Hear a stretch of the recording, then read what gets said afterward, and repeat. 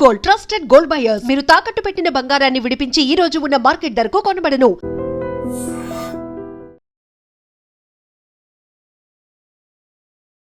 Hi hello నమస్తే, welcome to I Dream. నేను మీ శ్రావ్య. మనతో పాటు ఇప్పుడు ఉన్నారు AMFI registered certified mutual fund distributor P S Chandrasekhar garu. నమస్తే సార్. నమస్తే అండి. సో ఇప్పుడు మనకి జియో పొలిటికల్ రిలేషన్స్ జపాన్తో కావచ్చు లేదా చైనాతో కావచ్చు, వాటి ఎఫెక్ట్ మనకి మ్యూచువల్ ఫండ్స్ మీద ఏమైనా పడుతుందంటారా? ఒకవేళ పడితే ఎలా ఉంటుంది? శ్రావ్య గారు, మంచి క్వశ్చన్ అండి. ఇవాళ మనం మాట్లాడుకునేది ఏంటంటే రిలేషన్స్ బిట్వీన్ టూ కంట్రీస్, లేదా జనరల్గా మనం మాట్లాడుకున్న ఒక ఇద్దరు మనుషుల మధ్యన కానీ ఒక ఇద్దరు కంపెనీస్ మధ్యన కానీ ఏదైనా ప్రాజెక్ట్ చేస్తున్నారన్న అనుకునేటప్పుడు, అలయన్స్ అనుకోవచ్చు. సో ఏదైనా అనుకునేటప్పుడు రిలేషన్షిప్ ఎప్పుడు బాగుంటేనే పాజిటివ్స్ చూస్తాం ఎక్కువ, రైట్? సో ఇప్పుడు సినారియోలో చూసుకుంటే ట్రంప్ ట్రేడ్ టారిఫ్ వార్ అవుతుంది, 50% పెంచారు. సో ఇప్పుడు ఏంటంటే ఇండియా ఏమో కొంచెం షిఫ్ట్ అయ్యింది, Japan China and Japan. So నేను ఇక్కడ చెప్పేది ఏంటంటే మేడం, ఇలాంటి ట్రేడ్ టారిఫ్స్ కానీ ఎప్పుడైనా కంట్రీ టు కంట్రీ రిలేషన్షిప్స్ బాగుంటే ట్రేడ్ అనేది ఫ్రీగా అవుతూ ఉంటుంది, ప్రతి ఒక్కరు లాభపడతారు, బోత్ ద కంట్రీస్. సో ఇలాంటి సినారియోస్లో ఎప్పుడైతే మన ఇండియా ట్రంప్ 50% టారిఫ్ పెంచిన తర్వాత కొంచెం డైవర్ట్ అయ్యి చైనాకి, జపాన్, మిగతా కంట్రీస్కి వెళ్తున్నారు. వెళ్ళేటప్పుడు ఏంటంటే దీని డైరెక్ట్ ఎఫెక్ట్ అనేది ఉంటుంది. ఒకటి ఏంటంటే ఎప్పుడైనా మన ఇలాంటి రిస్ట్రిక్షన్స్ కానీ ఇంపోజ్ చేసినా, లేకపోతే ఒక రిస్ట్రిక్షన్స్ కానీ ఈజ్ చేసినా మ్యూచువల్ ఫండ్స్ మీద అయితే ఎఫెక్ట్ పడుతూ ఉంటుంది, రైట్? సో ఒకవేళ రిస్ట్రిక్షన్స్ ఇంపోజ్ చేశారనుకోండి, సో మనం ఆ రిటర్న్స్ అనేది తక్కువ వస్తుంది, రైట్? మన ట్రేడ్ అనేది కొంచెం రిస్ట్రిక్షన్స్ వల్ల ఈజీగా అవ్వదు, సో వచ్చే లాభాలు కూడా తగ్గిపోతుంటాయి, రైట్? సో అదేవిధంగా ఒకవేళ ఇంపోజిషన్స్ తీసారనుకోండి, రిస్ట్రిక్షన్స్ ఉన్నాయి అదన్నీ తీసేసారనుకోండి, ఫ్రీ ఫ్లోట్ ట్రేడ్ ఉంటుంది, తర్వాత ఇద్దరికి లాభపడే ఛాన్సెస్ ఎక్కువ ఉంటుంది, so country to country. So ఈ విషయంలో చైనాతో ఏదైతే మనం ఇది వేస్తున్నామో, మన ఇండియాకి సరౌండింగ్ బౌండరీస్తో ఏదైతే కంట్రీస్ ఉన్నాయో మనకి ఒక ఇది ఉంది, పాలసీ ఉంది ఇండియన్ గవర్నమెంట్. ఏంటంటే ఎప్పుడైతే ఈ ఎఫ్డిఐ ఫారిన్ డైరెక్ట్ ఇన్వెస్ట్మెంట్స్ ఒకవేళ ఇన్వెస్ట్ చేయాలనుకుంటే ప్రియర్ నోటీస్ అనేది మనకి ఇవ్వాలి. ఏది మన ఇండియాకి బార్డరింగ్ కంట్రీస్ ఏదైతే ఉన్నాయో అలాంటి కంట్రీస్ ప్రియర్ అప్రూవల్ తీసుకుంటూ ఎఫ్డిఐస్ అనేది ఇన్వెస్ట్ చేయగలుగుతారు. ఈ 2 ఫ్యాక్టర్స్ డైరెక్ట్గా ఇంపాక్ట్ అవుతుంది. ఇది కాకుండా మేడం ఇండైరెక్ట్గా ఇంపాక్ట్ అయ్యేది, ఓకే, ఇప్పుడు మనం చూసుకుంటే ఇండియా చైనాతో కొలాబరేట్ అయ్యి రిలేషన్స్ మంచిగా చేసుకోవడానికి ట్రై చేస్తున్నారు, ఇద్దరు మాట్లాడుకుంటున్నారు. కాబట్టి ఎక్కడెక్కడ మనకి ఎఫెక్ట్ ఉంటుంది అనేది చూద్దాం. చైనా, జపాన్ రెండు చూద్దామండి. మేడం చైనా యాక్చువల్గా ఇప్పుడు ఏంటంటే మనం చాలా ఇంపోర్ట్ చేసే చాలా మెటీరియల్స్ చైనా చూసేమో పెద్ద కంట్రీ, ఇంకోటి చూసేమో చాలా చిన్న కంట్రీ. జపాన్ ఏమో చిన్న కంట్రీ, చైనా ఏమో పెద్ద కంట్రీ. అవును, కానీ దాంట్లో ఏంటంటే వాళ్ళకు ఉండే టెక్నాలజీస్ డిఫరెంట్ ఉన్నాయి, they are strong in that. So అలాంటి కంట్రీస్తో కానీ మనం రిలేషన్స్ మెయింటైన్ చేసుకుంటూ మనకు కావాల్సింది మనకు తీసుకుంటూ వాళ్ళకి కావాల్సింది మనం ఇవ్వగలుస్తాయి. మన రిలేషన్స్ కోడల్గా మంచిగా ఉన్నప్పుడు మనకి ప్రతి ఒక్క కంట్రీ లాభపడుతుంది, రైట్? సో ఈ మ్యూచువల్ ఫండ్స్లో కూడా డైరెక్ట్గా ఇంపాక్ట్ అనేది ఉంటుంది. సో ఇప్పుడు చూసుకుంటాం మేడం, చైనా ఇండియా రిలేషన్స్ మాట్లాడుకుంటున్నారు కాబట్టి ఇప్పుడు మనం డిపెండ్ అయ్యే రా మెటీరియల్స్ ఉన్నాయి చాలా ఇమీడియట్గా. తర్వాత ఈ ఇంటర్మీడియట్ గూడ్స్ అని, తర్వాత క్యాపిటల్ గూడ్స్ అని, like pharmaceuticals, electronics, solar power, ఇలాంటి సెక్టర్ మనం చైనా నుంచి మనం ఇంపోర్ట్ చేసుకుంటూ చేస్తుంటాం. అలాంటి ట్రేడ్ రిస్ట్రిక్షన్స్ కానీ లేకపోతే మన టెన్షన్ ఫ్రీ రిలేషన్స్ అన్నీ బాగుంది అనుకునేటప్పుడు ఇలాంటి ఏరియాస్లో మనం మంచిగా రానివ్వచ్చు. ఇది కాకుండా మేడం చైనా నుంచి జపాన్కి వెళ్దాం. ఇప్పుడు జపాన్తో కూడా మంచి రిలేషన్స్ ఉన్నాయి, రిలేషన్స్ ముందుకు తీసుకుని ఇంకా ట్రేడ్ ఎక్కువ పెంచుకుందాం అని చెప్పి ప్లాన్ చేసుకుంటున్నారు.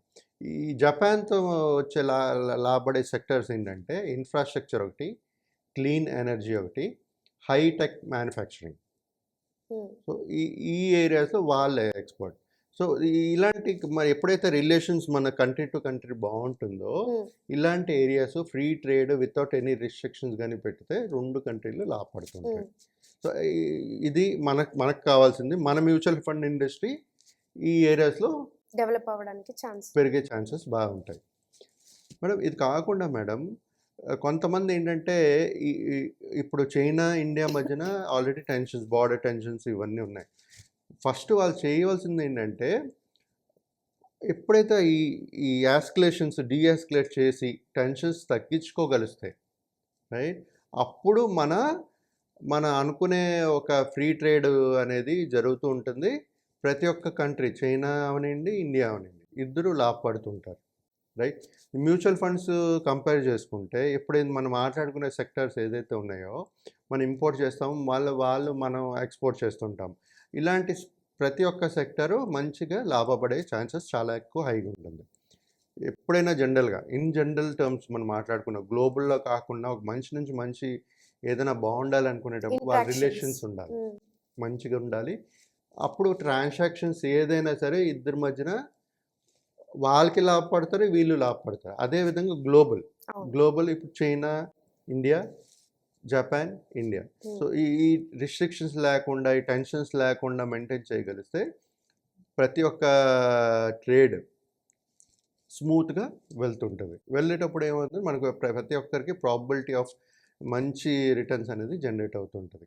కంట్రీ డెవలప్మెంట్, జీడిపి అనేది కూడా బాగా గ్రో అవుతుంటుంది మేడం. ఇది ఒకవేళ ఇలా టెన్షన్స్ డీఎస్కలేట్ చేయలేదు అనుకోండి, అప్పుడు ఏమవుతుందంటే మన ట్రేడ్ టారిఫ్స్ అన్ని పెరుగుతుంటాయి, మనకు వచ్చే లాభాలు తగ్గిపోతుంటాయి. లాభాలు తగ్గిపోయేటప్పుడు ఏమవుతుంటుంది, కంపెనీస్ లాస్లో వస్తుంటాయి. సో వాళ్ళు ఇంకా ఎక్కువ ప్రొడ్యూస్ చేయలేరు. సో అంటే జీడిపి అనేది తగ్గిపోతుంటుంది. ఆబ్వియస్లీ మ్యూచువల్ ఫండ్ కూడా తగ్గుతుంది కదా. సో ఈ మ్యూచువల్ ఫండ్స్ అంటే ఏం లేదు, కంపెనీ స్టాక్స్ ఎప్పుడైతే మనకి ప్రాఫిట్ తక్కువ అయిపోతుందో వాళ్ళు ప్రొడ్యూస్ చేయలేరు, అంత రీజనబుల్ ప్రాఫిట్కి చేయలేరు, బిజినెస్ రన్ చేయలేరు. సో ఆ విధంగా ప్రతి ఒక్క ఇంపాక్ట్ అనేది ఈ రిలేషన్షిప్తో చాలా ఇంపార్టెంట్గా ఉంటుంది. మ్యూచువల్ ఫండ్ ఇండస్ట్రీ అవనండి, స్టాక్స్ కొనుక్కోండి, ఏదైనా సరే ఇంపాక్ట్ అనేది ఉంటుంది. అర్థమైంది శ్రావ్య గారు? సో ఇప్పుడు ఏంటంటే ఈ టారిఫ్స్ వల్ల యుఎస్ కూడా ఒక మేజర్ ఎకానమీ. ఇప్పుడు ఒకవేళ మనం ఇంత టారిఫ్స్ పెంచుకుంటూ వెళ్తే మహా అయితే మనకు ఒక 2% జీడిపి తగ్గిపోతుంది. బట్ స్టిల్ ఒక 7.5 ఉందనుకున్నా, ఒక 2% అంటే 5.8% జీడిపి అనేది క్రియేట్ అవుతుంది, which is better than many of the countries మాట ఆ జీడిపి గ్రోత్. కానీ ఒకవైపు మిగతా కంట్రీస్తో మనం రిలేషన్ మంచిగా బాండ్ చేసుకుంటున్నాం, ఇంకోవైపు యుఎస్ అనేది మన మీద కర్న్ ఎరేజ్ చేస్తుంది. అటువైపు యుఎస్ అనేది చాలా పెద్ద కంట్రీ, మనకి అటువైపు కూడా మనకి ఇంట్రాక్షన్స్ మంచిగా ఉండాలి కదా. అక్కడ దెబ్బతింటే మనకి ఏమైనా ఎఫెక్ట్ పడుతుందంటారా? ఎఫెక్ట్ డెఫినెట్గా ఉంటుంది మేడం. నేను ఇప్పుడు ఏదైతే చెప్పానో 2% జీడిపి అనేది మీకు పడుతుంది, కానీ శాశ్వతం కాదు కదా. మనం ఎప్పుడైనా ఒక మనిషితో ఒక కంట్రీ టు కంట్రీ మాట్లాడుకుంటే ఎక్కడో ఒక దగ్గర సొల్యూషన్ అనేది క్రియేట్ అవుతుంది. ఆ సొల్యూషన్ కానీ క్రియేట్ అయ్యి కొంచెం టారిఫ్స్ కానీ తగ్గితే మన జీడిపి గ్రోత్ అనేది ఇంకా పెరిగే ఛాన్సెస్ ఉంటాయి. జీడిపి పెరుగుతుంది అనుకునేటప్పుడు మ్యూచువల్ ఫండ్ ఆబ్వియస్లీ ఇన్వెస్ట్మెంట్స్ ఎవరైతే చేస్తున్నారో ప్రతి కంపెనీ పెరుగుతుంది, మ్యూచువల్ ఫండ్స్ అనేది కూడా పెరుగుతుంటుంది. సో ఈ విధంగా ఈ సినారియోస్ అనేది ఎప్పుడు మారుతుంటుంది. Global country to country relations ఎప్పుడు బాగుంటేనే మనకి మంచిగా రిటర్న్స్ మ్యూచువల్ ఫండ్స్ అనేది వస్తుంటుంది. సో ఇప్పుడు ఒకవేళ మనం ఇంత టెన్షన్స్ డీఎస్కలేట్ అయిపోయి అప్పుడు జనాలు ఏం చేస్తారంటే మ్యూచువల్ ఫండ్స్లో కూడా ఒక సేఫ్టీ హెవెన్స్కి వెళ్ళిపోతారు, ఈక్విటీ ఎక్స్పోజర్ తగ్గించి తీసుకుంటారు రైట్. సో ఈక్విటీ ఎక్స్పోజర్ తగ్గిస్తున్నారంటే కంపెనీస్లో పెట్టట్లేదు వాళ్ళు రైట్. కంపెనీకి మరి డబ్బులు ఎలాగొస్తుంది, గ్రోత్ డెవలప్ అవ్వాలంటే. సో ఈ విధంగా ఈ తర్వాత ఇలాంటి టెన్షన్స్ కూడా ఉంటే, గ్లోబల్ టెన్షన్స్ కానీ ఉందనుకోండి, ఎఫ్ఐఐస్ ఫారిన్ ఇన్స్టిట్యూషనల్ ఇన్వెస్టర్స్ కూడా మన కంట్రీలో ఇన్వెస్ట్ చేయరు. ఆ టెన్షన్స్ ఉండేటప్పుడు ఇవన్నీ చేయరు. సో ప్రతి ఒక్క కంట్రీ చూసేది ఏంటంటే ఫ్రీ ట్రేడ్, స్మూత్ ట్రేడింగ్ అనేది ఉంటే ఆ సప్లై చైన్ కూడా ఫ్రీగా వెళ్తూ అన్ని మంచి ప్రాఫిట్స్ జనరేట్ చేస్తూ ఒక మంచి జీడిపి అనేది క్రియేట్ చేయగలుగుతారు. సో ఓవరాల్గా మనకి ఆ రిలేషన్ అనేది బాగుండాలి. అది ముందు ఇంకా బాగుంటే మన జీడిపి కూడా బాగుంటుందని అంటారు. అవును మేడం. ఇప్పుడు అది depending on the country to country. ఇప్పుడు మన Yeah. మన మన యుఎస్, ఇండియా మధ్యన ఒక మ్యాచ్ అవ్వట్లేదు. అవును. వాళ్ళ ఎక్స్‌పెక్టేషన్స్ ఎక్కువున్నాయి. మనది ఇది ఉన్నాయి కాబట్టి, అది గాని మనం బ్రేక్ చేయగలిస్తే 50% అనేది బ్రేక్ చేయగలిసి తగ్గించుకోగలిస్తే మంచి మన జీడీపీ కూడా పెరిగే ఇప్పుడు ఛాన్సెస్ డీల్స్ ఉంటాయి. కూడా త్వరలో ఏం లేవు కదా సార్. అంటే ఆ డీల్ మాట్లాడాలనే ఆలోచనలో కూడా లేరు కదా సార్. లేరు. ఎందుకంటే మేడం 50% టారిఫ్ అక్కడి నుంచి దిగట్లే కదా! అవును. ఎవరైనా ఒక నెగోషియేషన్ టేబుల్‌లో ఏంటంటే ఫ్లెక్సిబిలిటీ ఉండాలి. రైట్? నేను ఇంత పెంచుతానన్నప్పుడు నేను ఓకే. సరే వచ్చి మాట్లాడదాము, తగ్గించుకొని చూద్దాం అని అన్నప్పుడు ఆ థాట్ ఉంటది. ఆ థాట్ లేనప్పుడు మరి అందుకే ఇప్పుడు మన ఇండియా చైనాతో, జపాన్‌తో, అదర్ కంట్రీస్‌తో రిలేషన్‌షిప్ మెయింటైన్ చేస్తుంది. యాహ్! రైట్? సో ఇంకా అక్కడ రష్యాతో ఫ్రీ సో ట్రేడ్. సో మనకి ఏదైతే యూఎస్ నుంచి కావాలో అది మేబీ సమ్ అదర్ కంట్రీస్ ఇవ్వగలుగుతారు. సో అలాంటి కంట్రీస్‌తో పెట్టుకుంటూ మనం ముందుకు వెళ్ళాలి ప్రస్తుతానికి. దాన్ని తప్పించి ఇంకేం సొల్యూషన్స్ లేవు. అదే యూకేతో జీరో ట్రేడ్ నడుస్తుంది ఆ! ఇప్పుడు. సో మనకి ఆ సొల్యూషన్స్ తప్పించి ఇంకేం లేదు. ఒక విధంగా ఏంటంటే యూఎస్‌ని అవాయిడ్ చేయలేము. యూఎస్‌ని అవాయిడ్ చేయకుండా మనం ఎలాగ ముందుకు వెళ్ళాలనేది చూసుకుంటూ ప్లాన్ చేయాలి. ఒక నైఫ్ మీద నడవడం లాంటిదే ఇప్పుడు. గేమ్ ప్లాన్ అంతే. అదే. మంచిగా అందరితోనే మంచిగుండాలి. మంచిగా మనం మాట్లాడుకుంటూ ఏదైతే టారిఫ్స్ ఉందో అది తగ్గించుకునేటట్టుగా ట్రై చేసుకోవాలి. ట్రై ఇన్ ఫ్యూచర్ ఇయర్స్ కొంచెం క్రిటికల్‌గానే ఉంటుందంటారా? డెఫినెట్‌గా ఉంటది మేడం. ఈ 1 ఇయర్ అయితే కొంచెం ఇలాగే ఉంటుంది. తర్వాత మరి స్లోగా ఎందుకంటే ఎప్పుడు అలాగే కంటిన్యూ అవ్వలేరు అవును. కదా! అంతంత టారిఫ్స్ పెట్టి మనకి మనకి మనకి బిజినెస్ లేదనుకోండి 2 అవును. కంట్రీస్ మధ్యన. హ్మ్. సో, ఆ రిలేషన్స్ అలాగుంటే ఏ కంట్రీ బాగుపడదు. అవును.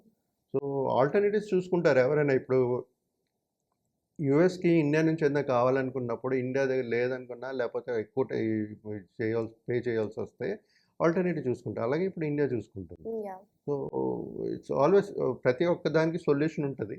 యాహ్! కాకపోతే సమయం పడుతుంది. Yeah! Sir. Thank you so much sir. Thank you అండి.